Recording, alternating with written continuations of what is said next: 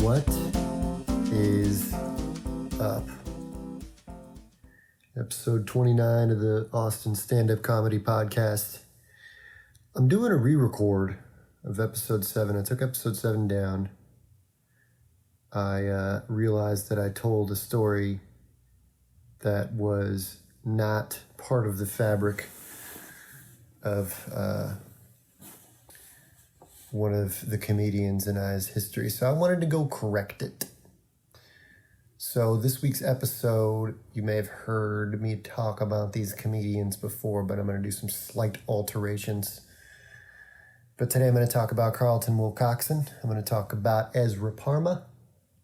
I'm going to talk about Leah Mulroney. If you guys haven't heard this podcast before, started it during the height, I would say, maybe not the height, during when the restrictions were a little tighter. The restrictions are loosening up around COVID. But the whole goal was to spread some positivity within the stand-up comedy community, so that way when we get back out there, we're still feeling good. Still feeling fresh.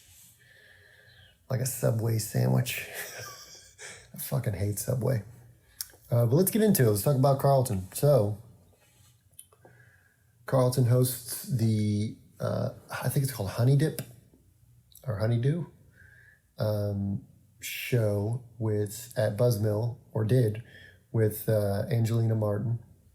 I've been to that show a couple times. I think Vanessa Gonzalez was on it one time. Super funny. And then one of my friend's friends, her name's Maggie Dagger, I believe. She went and performed there as well. Always a good crowd. They're good hosts. They play off each other really well. Carlton specifically, I've only seen a couple sets of his. I remember seeing him at Fallout when I was really early on. I just went to go watch comedians. And he called me out for something and made fun of me a little bit. But he also had like a really good command of the room.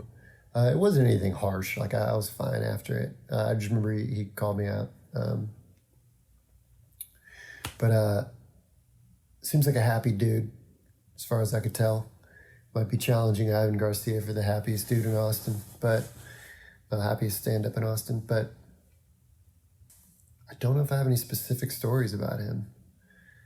But yeah, shout out to Carlton. Hope you're doing well. Ezra, I'm sure you heard the podcast I did about you, guy. I'm doing it again. Ezra's super funny. I met him at Cenote. He was doing a joke about hot Cheetos. And he was like, what's the deal with hot Cheetos, man? It was just, he's using this crazy voice. We actually, one night after, I think, Love Goat, we went to Hole in the Wall and got super drunk. I think we also went and got some food, too, if I remember correctly. Yeah, we went and got some Mediterranean food next door. And there was a band playing. I remember we were drinking whiskey the whole night, just troubleshooting jokes. It was super funny. Super fun, but also the material that came out of it was funny. And then that night, I think we still had the Bomb City guys still had the open mic at the original location, which was the Austin's Pizza off Guadalupe. And the guy who worked there was at Hole in the Wall.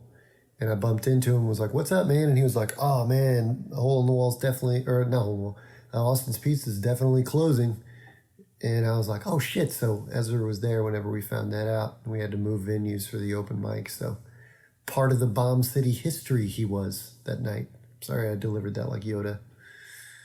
But yeah, he also, this is something I said in the other episode, but he pitched a show to me that still, to me, is one of the funniest things anybody's ever pitched to me, is that we were pitching dumb shows to each other or something, or maybe this came out of the blue, and he pitched a show called Swordfish, which is just catfish, but with swords. So I got a genuine kick out of that. We went back and forth on that one for a while. It's really funny. But yeah, shout out to Ezra. Hope you're doing well. I like the cooking pictures on Instagram. Really getting into the cooking. Let's get into Leah Mulroney. So Leah, I've seen, I think the first time I saw her was at Mr. Tramp's. She's really funny. She has a joke about dick pics, which is a really funny, she has a really funny spin on it. Guess you could say there's a curve to her joke. That was bad, I'm sorry. But her joke on that is really good, and it seems to work really well with crowds. She's got like a little bit of venom in her hosting. I remember this guy went up and he had said he was bombing, and then at the end of his set he was like, "Hey, we're just workshopping stuff." And then she went up right after him and was like, "You don't need to say you're workshopping stuff. We can tell." I was like, "Oh, damn, brutal." But she also, I'm glad I got to redo this podcast because she also had a really funny joke about body wash that I actually saw a meme surface like last week, and she'd been telling this joke for a while. I've seen that happen a couple times. So, Austin stand-up comics out there, you might be supplying some meme makers out there. You never know. But yeah, gonna be pretty short. Sorry I screwed that last one up. But here's the re-record. I think that's all I got. Shout out to Leah. Hope you're doing well. If you're a stand-up comedian in Austin, I got a couple episodes left. There's actually going to be a lot more than I thought. Not a lot more, but several more. I was shooting for 35 episodes, but I think it's going to be a couple extra. Maybe closer to 40. So sorry, Mark, because, Mark's editing them for me. Shout out to Mark Pena. But yeah, so thank you guys for listening. Stay safe, stay healthy. Stand-up comedy will be back. Have a great rest of your day.